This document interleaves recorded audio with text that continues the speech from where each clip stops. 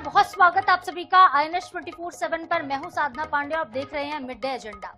आज के mid day agenda में हम बात करेंगे एक्शन में सरकार की। जिस तरह से मध्य प्रदेश में अफसरशाही पर कार्रवाई हो रही है, इसको लेकर आज हम चर्चा करेंगे। तो सीएम डॉक्टर मोहन यादव ने मध्य प्रदेश में एक बड़ी प्रशासनिक सर्जरी की। सीधी के कलेक्टर स्वरोचिष सोमवंशी और गुना के एसपी अंकित सोनी को तत्काल प्रभाव से हटा दिया गया। मुख्यमंत्री डॉक्टर मोहन यादव ने साफ कहा है कि जिम्मेदारी के पद पर बैठे अधिकारी अगर जवाबदेही नहीं निभाएंगे तो कार्रवाई तो तय है, यानी कि अगर काम नहीं होगा तो हटना तो पड़ेगा। इसी दौरान सहकारी बैंक के महाप्रबंधक PS धनवाल को भी सस्पेंड करने का आदेश जारी किया गया।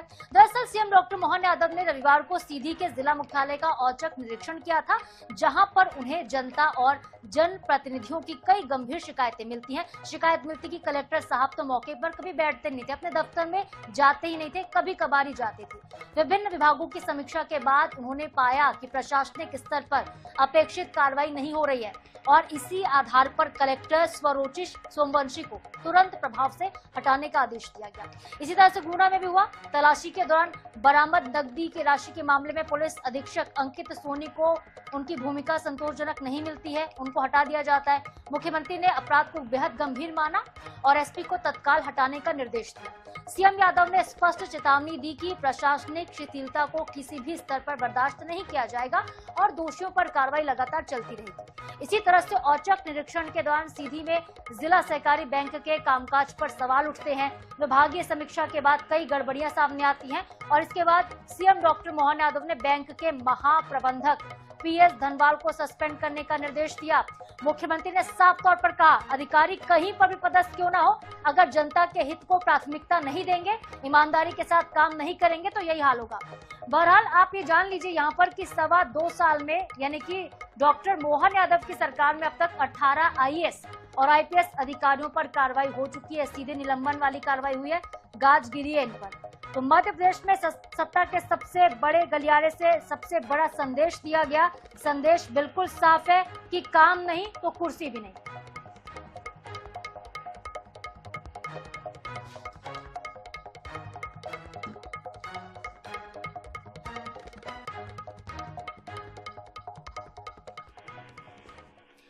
तो देखिए, जो जीरो टॉलरेंस की नीति है सरकार की, इसी नीति पर आज हम चर्चा करेंगे कि क्या ये जीरो टॉलरेंस है या फिर डैमेज कंट्रोल की कोशिश। हमारे साथ खास मेहमान जुड़ रहे हैं। सबसे पहले उनका इंट्रोडक्शन आपसे हम करवा देते हैं। हमारे साथ 3 मेहमान जुड़ गए हैं। प्रियंका दुबे हैं हमारे साथ, प्रवक्ता बीजेपी की। हमारे साथ है कनुप्रिया जी, कांग्रेस नेता, और अशोक शुक्ला जी हैं, वरिष्ठ पत्रकार। बहुत स्वागत है आप तीनों का ही INS 24/7 पर। प्रियंका जी, सबसे पहला सवाल आपसे ये, क्योंकि मैंने शुरुआत इसी बात के साथ की कि जो जीरो टॉलरेंस की नीति है, करीब 2 साल में 18 अफसर नप गए हैं। जीरो टॉलरेंस की नीति या फिर सरकार डैमेज कंट्रोल करती है? नमस्कार साधना जी, कनुप्रिया बहन और अशोक जी को प्रणाम करते हुए स्पष्टीकरण रखती हूँ। भारत सरकार हो या मध्य प्रदेश की हमारी राजकीय सरकार, जीरो टॉलरेंस के ऊपर कार्य करने को लेकर के पहचानी जाती है। अगर हम बात करते हैं तो ये पहली बार नहीं हुआ है। आपने खुद ने अपने वर्जन में कहा कि 18वीं बार जो है अलग अलग IAS और IPS के ऊपर उनके कार्य को लेकर के अनदेखी करने के लिए, एक तरीके की प्रशासनिक कसावट को लेकर के और जीरो टॉलरेंस के जो हमारे मूल मंत्र है उसको लेकर के सतत कार्रवाइयां करती सरकार ने की है और आगे भी करती रहेंगी। जो मूल्य उनके कर्तव्य हैं उनका पालन करना अत्यंत आवश्यक है और यही चीज हर जनप्रतिनिधि को भी समझाई गई है कि वो अपने क्षेत्र में जाए, वहां के विषयों को लेके, वहां की समस्याओं को देखते हुए जनसंवाद करें, समस्याओं के समाधान को खोजें और उसके बाद भी अगर कोई आवश्यकता लगती है तो निश्चित तौर पे सरकार के पास में भी इस बात को लेकर संवाद किया जा सकता है। और जो सरकार है अपनी वचनबद्धता और प्रतिबद्धता के लिए भारतीय जनता पार्टी पहचानी जाती है और सरकार उसी के अनुसार कार्य कर रही है, तो निश्चित इनके परिणाम जो है वो सुखद भी होंगे और एक जो हमने सुशासन का जो हमारा मूल मंत्र रहता है उसको भी सिद्ध कर पाएंगे। लेकिन प्रियंका जी, हर बार बड़े अफसरों पर कार्रवाई होना, क्या यही सिर्फ समाधान है कि एसपी को, कलेक्टर को हटा दिया? ये तो ये भी दर्शा रहा है कि 18 अफसरों पर कार्रवाई, मतलब कि सिस्टम में कहीं तो चूक हो रही है। बार बार सिस्टम में इस तरह से गड़बड़ियां देखने को मिल रही हैं। देखिए, चूक कहाँ हो रही है, अगर उसके लिए जो व्यक्ति जिम्मेदार है निश्चित है उनके ऊपर कार्रवाई की जाएगी। जो ये मामला निकल के आया है वो प्रथम दृष्टया दिखता है इतना बड़ा मामला, बहुत आसानी से तो नहीं हो सकता। निश्चित है कि और भी लोग उसमें शामिल होंगे, जो भी उसमें शामिल से पाए जाएंगे सभी के ऊपर कठोरता से दंडात्मक कार्रवाइयां की जाएंगी। चलिए ठीक है, ओपनिंग स्टेटमेंट लेते हैं कांग्रेस पार्टी का। कनुप्रिया जी, आपका क्या सोचना है इस विषय को लेकर? जिस तरह से ये जीरो टॉलरेंस की नीति बता के अफसरों को हटा देते हैं, बार बार उन पर एक्शन होता है, कांग्रेस पार्टी के क्या विचार हैं इस कार्रवाई पर?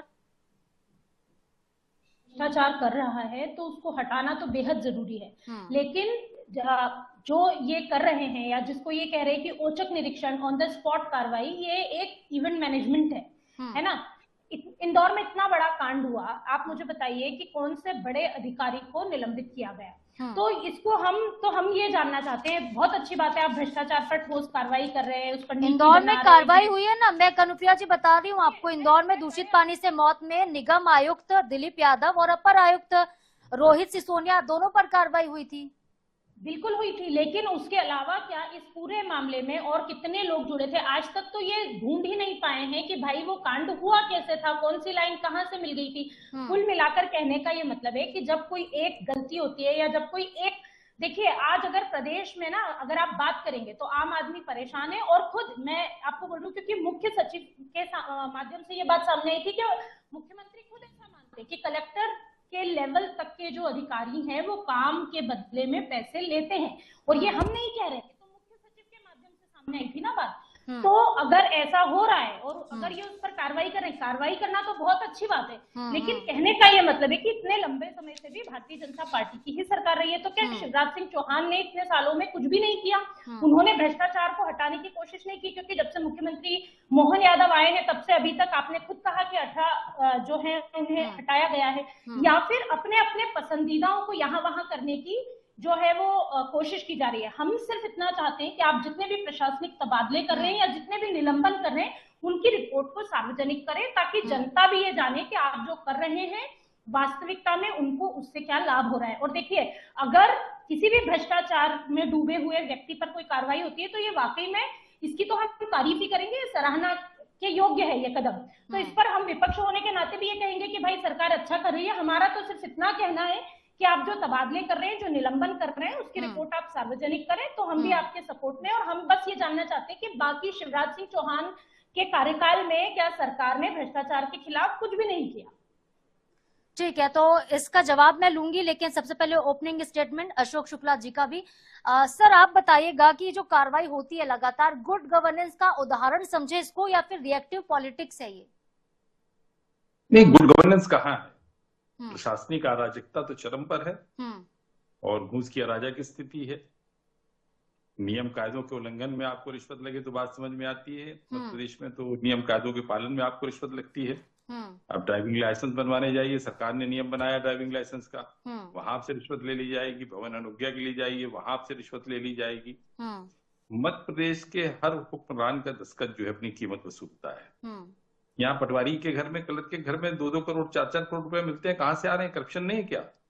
और सबसे पहले आप ये समझ लीजिए कि राजनीति का एकमात्र आकर्षण करप्शन है, इसलिए चाहे सरकार किसी की भी हो, कांग्रेस की हो, बीजेपी की हो, कोई करप्शन को कम करने की कोशिश नहीं करता है। अरे इतनी तकनीकी आ गई है, इतनी चीजें आ गई हैं, आप उसका उपयोग क्यों नहीं कर रहे हैं? आप सीसीटीवी कैमरे के दायरे में क्यों नहीं रखते हैं? और जो सीधी कलेक्टर को हटाया गया है उसमें आप देखिए उसका कारण क्या था कि वो जनप्रतिनिधियों के फोन नहीं उठाते थे जी, वो दफ्तर नहीं जाते थे, वो वहां पे बैठते नहीं थे अपने कार्यालय में। अरे कौन बैठ रहा है? मुझे आप बताइए ना, कौन अधिकारी बैठ रहा है अभी? इसलिए तो मैं कह रहा हूँ कि आप सीसीटीवी कैमरे लगवा दीजिए सब कार्यालय में और इसके स्क्रीन लगवा दीजिए, पब्लिकली स्क्रीन लगा दीजिए, दिखने लगेगा कि आपके अधिकारी क्या कर रहे हैं, ऐश कर रहे हैं। मध्य प्रदेश में जो अधिकारी है वो प्रशासनिक जो अराजकता है वो केवल इसीलिए है कि अच्छा फिर एक अधिकारी को आप एक जिले से हटाते हैं तो दूसरे जिले में उसको आप तैनात करेंगे, तो जो गलती वो यहाँ कर रहा था वो दूसरे जिले में करेगा। वो तबादला कोई पनिशमेंट है क्या? इनको आप नौकरी से क्यों नहीं बर्खास्त करते हैं? इनकी जवाबदेही क्यों नहीं आप तय करते हैं? आप नियम कायदों की प्रक्रिया का सरलीकरण क्यों नहीं करते हैं? आपने लोक सेवा गारंटी योजना लेकर आए, अब सारी सेवाओं को उसके अंदर ले आइए। अगर 10 दिन और 15 दिन के भीतर कोई ऐसी सेवा जिसकी आवश्यकता जनता महसूस करती है। अच्छा, दूसरी बात यह है कि छोटे चोर की निगरानी का जिम्मा आप बड़े चोर को देकर सिस्टम को कभी ठीक नहीं कर सकते हैं। तो बेहतर तो यह कि आप जनता की नजरों से देखना शुरू कीजिए, जनता से फीडबैक लीजिए ना। आप कोई सिस्टम ऐसा बनाइए जहां पे जनता ये बता सके कि फला अधिकारी जन अपेक्षाओं के मुताबिक कार्य कर रहा है कि नहीं कर रहा है। आपने तो अधिकारियों को तमाम तरह के प्रोटेक्शन दे रखे हैं। अगर कोई एक व्यक्ति सामान्य तरीके से किसी अधिकारी से अपने काम को लेकर दबाव बनाता है या कहता है कि आप मेरी सुनवाई कीजिए, मेरा काम कीजिए, तो अधिकारी उसके खिलाफ जो है सरकारी काम में बाधा डालने का आरोप लगा के उसको अंदर करवा देता है। तो जितनी सुरक्षा आपने अपने प्रशासनिक अधिकारियों को दे रखी है, उतने अधिकार को, जनता को अधिकार संपन्न कर दीजिए, सारा सिस्टम ठीक हो जाएगा। आप भोपाल में बैठकर अपनी 2 आंखों से आप मध्य प्रदेश की पूरी प्रशासनिक मशीनरी को नहीं देख सकते हैं। आपको जनता की आंखों से देखना होगा। तो आप जनप्रतिनिधियों से पूछते हैं, जनप्रतिनिधि के मनपसंद का अधिकारी होगा तो उनके जिले में तैनात हो जाता है, जो उनके पसंद का अधिकारी नहीं होता उसका तबादला हो जाता है। आरोप आप कुछ भी लगा दे, पूरा सिस्टम करप्ट है। इस पूरे सिस्टम को ठीक करने की आवश्यकता है। जिस तरह से एक अच्छी मशीनरी के लिए अच्छे कलपुर्जों की आवश्यकता होती है, उसी तरह से गुड गवर्नेंस के लिए पूरे सिस्टम को अच्छा होना पड़ेगा, ऊपर से लेकर नीचे तक। तो बिल्कुल कई महत्वपूर्ण बातें अशोक जी आपने उठाई हैं कि किस तरह से जनता की सुननी चाहिए, जनता से पूछना चाहिए, क्योंकि सरकार भी तो यही कहती है ना कि हम जनता के हित में काम कर रहे हैं, जनता प्राथमिकता है। तो सवाल प्रियंका जी आपसे यही है कि जनता अगर प्राथमिकता है तो जनता से क्यों नहीं पूछा जाता कि कौन से अधिकारी भ्रष्ट हैं, किनसे उनको परेशानी हो रही है, क्योंकि आम जनता तो सबसे अच्छा फीडबैक देगी। इस मामले में साधना जी शायद थोड़ा सा मैं अपडेट और थोड़ा सा करेक्शन करना चाहूंगी। इसके लिए स्पष्ट तौर पर अगर हम बात करते हैं तो एंटी करप्शन हेल्पलाइन नंबर पूरा जनरेट किया गया है। मैं आप लोग के चैनल के माध्यम से भी रिपीट कर देती हूँ, 9009992323। अच्छा प्रियंका जी, कितनी शिकायतें आती हैं? जो आपका हेल्पलाइन नंबर है इसमें कितनी शिकायतें आती है, किनका त्वरित निस्तारण होता है, कितना समाधान हुआ अभी तक? ईओडब्ल्यू के माध्यम से भी कार्रवाइयां लगातार हो रही हैं। आप देख लीजिए कई मामले प्रकरण सामने निकल के आते हैं। इसके अलावा भी और भी जो छापेमार जब कार्रवाइयां की जाती है तो उसमें भी लोग ये कहने लगते हैं कि पार्शलिटी की जा रही है, परंतु वहां पर भी कार्रवाइयां की जा रही है। और उसके अलावा अगर हम बात करते हैं सीएम हेल्पलाइन के मामले में भी जिन्होंने ढिलाई बरती है, जिन्होंने उसके ऊपर भी अनुसारण कार्य करते हुए ध्यान नहीं दिया है, उन अधिकारियों पे भी कार्रवाई करने के लिए सरकार मुस्तैदी से कदम उठा रही है। और ये सारे जो माध्यम है वो एक तरीके से संवाद जनता के बीच में सरकार के बीच में डायरेक्ट इंटरेक्शन बना रहे, इसके लिए नियमित किए गए। और जिस तरीके से मैं कह सकती हूँ कि आज से पहले या हमारी सरकार के पहले 181 जैसा कोई भी प्रावधान नहीं था जिसमें जनता सीधे तौर पे अधिकारी हो, कर्मचारी हो, जिनकी भी शिकायत सीधे पोर्टल के ऊपर कर सके और उसको भी आज मॉनिटर किया जाता है। और अगर उसके अनुसार अगर समय सीमा के अंदर कार्रवाइयां नहीं हो रही है तो उन अधिकारियों को भी नापा जा रहा है। तो सरकार सख्ती से कार्रवाई कर रही है और कोशिश यही है। एक आरोप कनुप्रिया जी ने भी लगाया था प्रियंका जी कि शिवराज सिंह चौहान जी की सरकार में क्यों नहीं होता था, ये उन्होंने पूछा था वो सवाल। देखिए ये तो कनुप्रिया जी भी बहुत अच्छे से समझ सकती है कि जो भी मुख्यमंत्री होते हैं और जो भी सत्ताधारी दल के लोग नेता होते हैं वो कोशिश यही करते हैं कि जो गुड गवर्नेंस है वो प्रॉपर वे में कार्य करती रहे और सुशासन सुनियोजित तरीके से चलता रहे। लेकिन अगर फिर भी ऐसा असंतुष्टि पूर्वक कहीं पे भी देखने को प्रकरण मिल रहे हैं, मामले सामने आ रहे हैं, तो उनके ऊपर सख्ती से निपटा जा रहा है और आगे भी निपटा जाएगा। देखिए बड़ी बात तो प्रियंका जी कि मामले सामने क्यों आ रहे हैं, इतने बड़े बड़े आपके ऑफिसर है, आईएएस है, आईपीएस है, वही भ्रष्टाचार में लिप्त नजर आते हैं। और जो तबादले की बात उठाई थी अशोक जी ने, मैं उस पर भी जिक्र करना चाहूंगी, उसका भी आप जवाब दीजिएगा कि ट्रांसफर कर दिया जाता है इस विभाग से दूसरे विभाग में। बड़ा उदाहरण है सागर में जब दीवार गिरी थी, कलेक्टर, एसपी, एसडीएम सब पे कार्रवाई हुई थी, ठीक है। उस वक्त जो आपके कलेक्टर थे दीपक आर्य, उनको हटाया, मंत्रालय में पदस्थ किया, 7 दिन के बाद उनको एमपी ग्रामीण सड़क विकास प्राधिकरण का सीईओ बना दिया। तो ये किस तरह की सजा आप देते हैं? देखिए आईएएस आईपीएस का जो प्रोविजन है वो सेंट्रल गवर्नमेंट का रहता है, उनके ऊपर निर्णय लेने के अधिकार सेंट्रल गवर्नमेंट के होते हैं और उनके पास रिपोर्ट भेज दी जाती है। परंतु तात्कालिक प्रभाव सेंट्रल में भी तो आपकी सरकार है ना, यही तो डबल इंजन की सरकार, ट्रिपल इंजन की सरकार जो आप लोग कहते हैं। भाई निश्चित देखिए आपका प्रतिवेदन जो भेजा गया उसके अनुसार कार्य होगा, समय सीमा के अंतर्गत होते। और ये तो हमारी न्याय प्रक्रिया प्रणाली में ही कहा गया है कि दंडात्मक कार्रवाई करने से पहले सुधारात्मक प्रयोग किए जाए। अगर उसके बाद में भी देखा जाता है कि कहीं पर परिवर्तन नहीं आ रहा है तो उसके बाद सख्ती से भी निपटा गया। परंतु जो राज्य सरकार के हाथ में होता है उसके ऊपर सरकार तत्काल प्रभाव से कार्रवाई करती है और प्रतिवेदन पूरी निष्पक्षता से केंद्र सरकार को भी प्रस्तुत करती है। वो शाहजहांपुर के कलेक्टर थे आपके किशोर कान्याल, औकात दिखाने की बातें कर रहे थे, पहले उनको हटाया, मंत्रालय में पहले पोस्टिंग होती है, 25 दिन के बाद उसको फिर से वन विभाग में उपसचिव बना देते हैं। ये तो मतलब एक तरह से लग रहा है कि तोहफा ही मिल रहा है, मतलब कुछ दिन के बाद जब हेडलाइन से हट जाए ऑफिसर, उन पर चर्चा ना हो तो वापस से उनको काम मिल जाता है।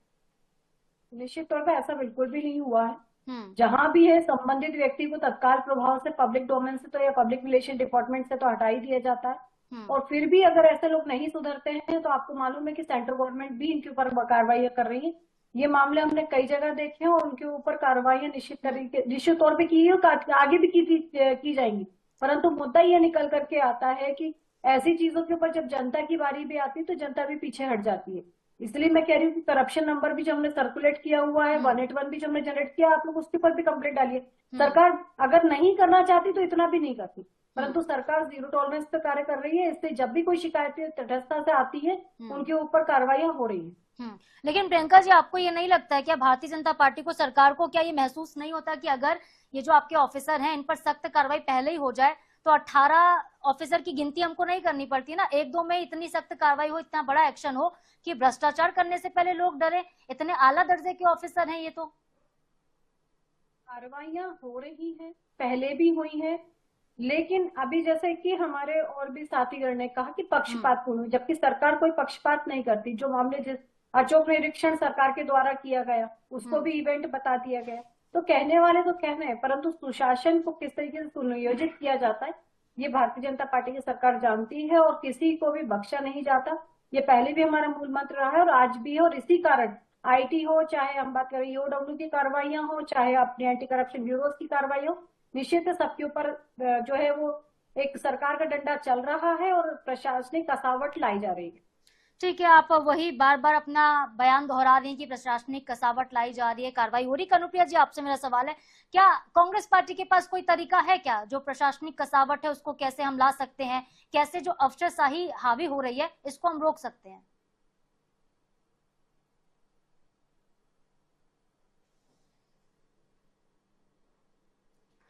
कनुप्रिया जी, पहले आप अनम्यूट कर दीजिए, आपकी आवाज हम सुन नहीं पा रहे हैं।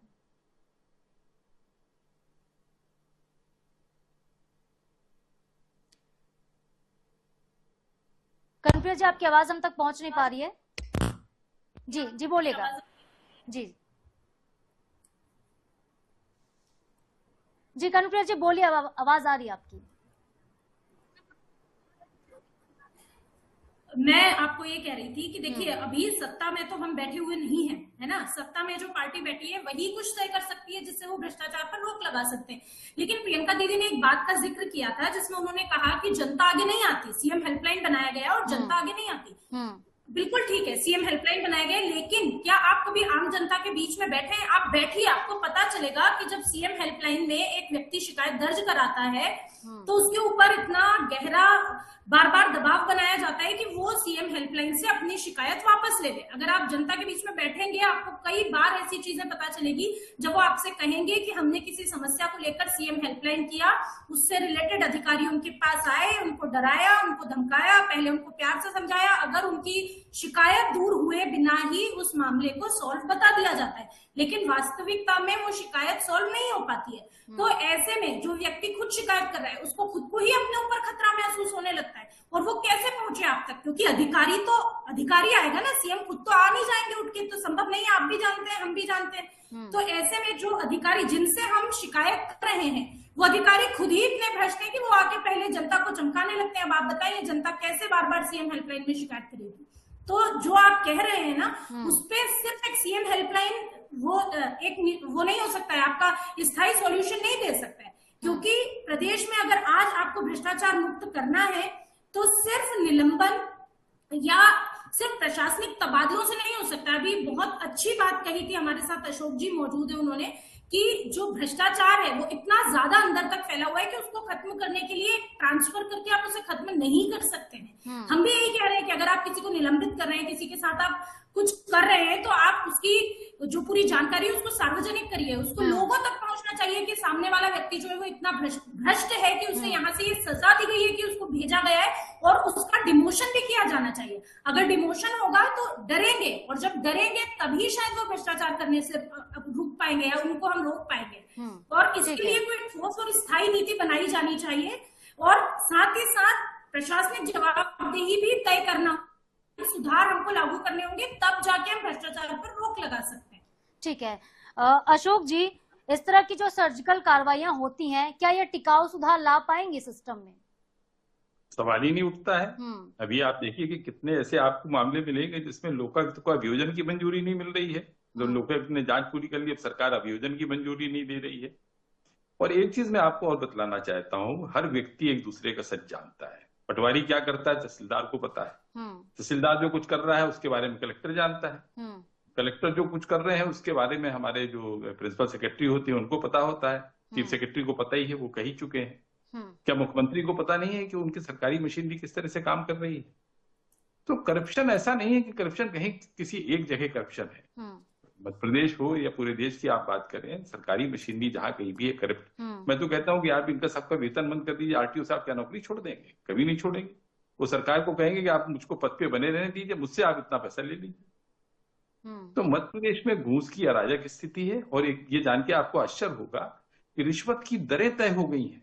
महंगाई के साथ जो है रिश्वत की दरें बढ़ जाती हैं। मैंने बहुत अच्छे से देखा है कि मध्य प्रदेश में जब दिग्विजय सिंह की सरकार थी तब म्यूटेशन के लिए जो है 200 या 300 रुपए लगते थे, आज 3000 रुपए लग रहे हैं। लैंड के डिमार्केशन में आप देखिए सीमांकन में पैसे लगते हैं, कहाँ पैसे नहीं लग रहे हैं आपको?